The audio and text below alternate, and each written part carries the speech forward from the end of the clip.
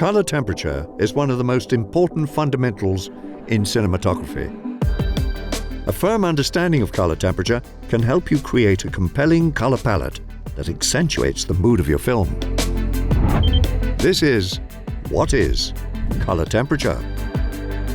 Today, we're going to look at all aspects of color temperature, what it is, where it comes from, and how to use it. And at the end of the video, we'll provide a link to download a free color temperature reference chart.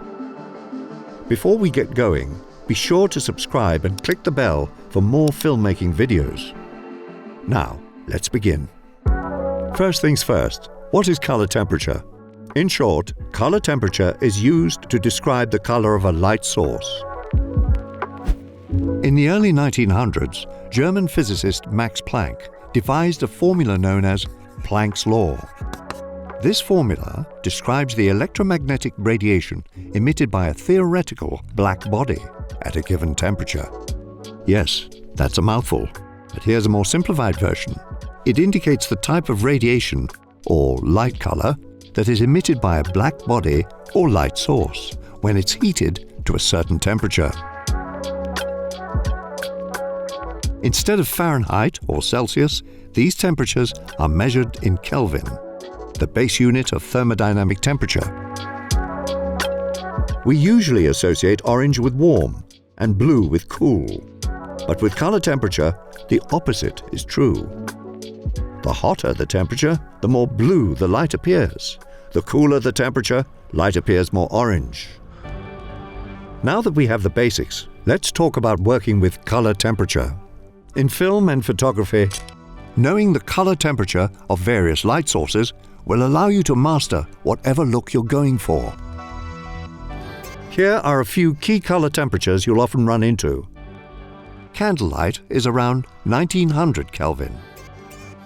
Incandescent light and golden hour is around 3200. White fluorescent lights are usually set at 4200. Clear daylight is around 5500. If it's overcast, it's more like 6500 Kelvin. But knowing color temperature is only the first step. You also need to understand white balance. White balance is a digital camera setting used to determine how these color temperatures are registered. For example, once you set your white balance to a particular temperature, any light source with the same color temperature will appear as white. Then, any light source with a higher color temperature will appear cooler, and anything lower will appear warmer. Correctly white balancing your camera will ensure that your footage accurately represents the color of the scene, including skin tones. But many filmmakers will adjust color temperature to emulate a different time of day, such as shooting at a lower Kelvin value to create a nighttime effect. Many modern cameras have an auto white balance setting. But for accurate control, there are more specific options you can use. Many cameras have white balance presets, or you can enter a custom Kelvin value. And for accurate measurement of a light's color temperature, you can use a color temperature meter or a gray card. Filters can also be used on the camera lens to adjust color temperature. You can also modify a light source's temperature using gels. A gel is a transparent material used to modify the color of a light source. You can use CTBs, color temperature blue, to add more blue. CTOs, color temperature orange, to add more orange. Or CTS, color temperature straw, which is very similar to CTO but adds more of a golden yellow tint.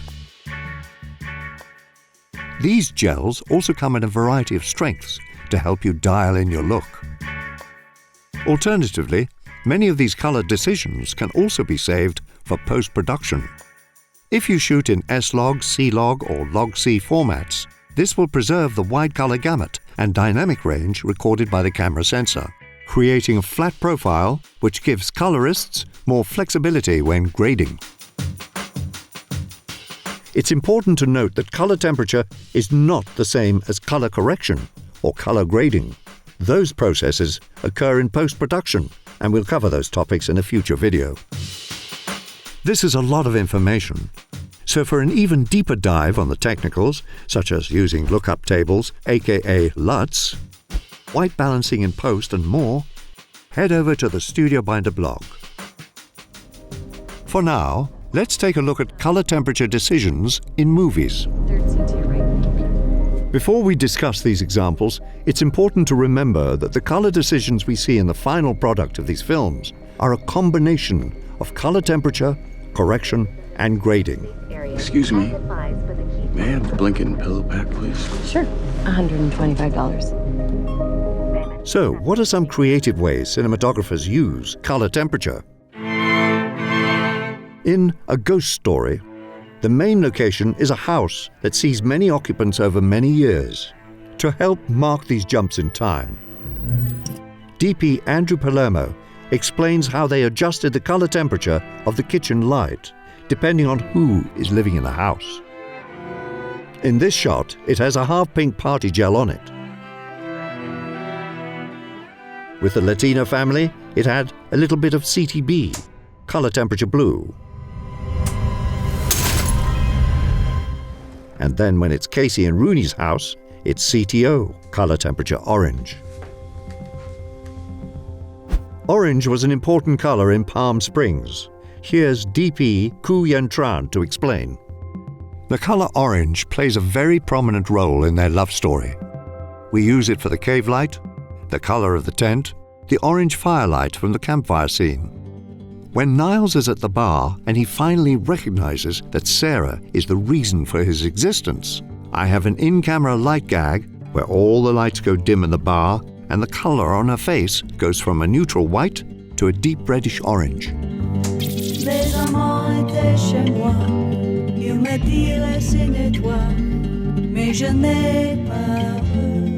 Oh my God, I'm an idiot.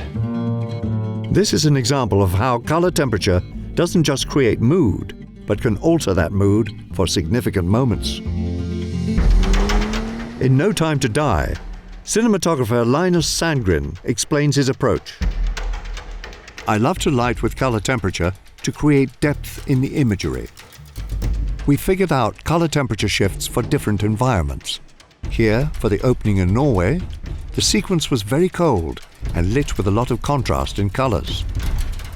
Then, contrasting that colorful sky with lab interiors, let's add a little cyan so it contrasts in a more beautiful way. Then add yellow colors to contrast with the cyan.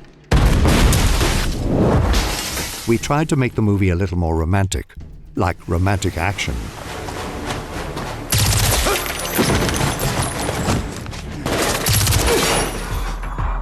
Heat can also be emphasized when you're using a variety of light sources, like in this scene from The Hangover 2. So the first image as they wake up is going to be them waking up in a grimy room in the middle of Bangkok. It's daylight, but the lights are all on. There's a tungsten bulb in there to show contrast. There's uncorrected cyan fluorescence. The warm light that's coming in there now is representing heat, right? Because they're sweaty and hot. One of the things that we talked about when we talked about color temperature is the way it shows up in the form of like cool white or warm white. But the other thing that really plays into lighting that we see in our natural world is the green spike. Often with fluorescence, they have a very high green spike. So it means in relation to the 3200 film stock, when it shoots an uncorrected fluorescent, as I say, it's also showing up with all that green. So you mix that cool color temperature with the green and you get cyan. Where the fuck are we?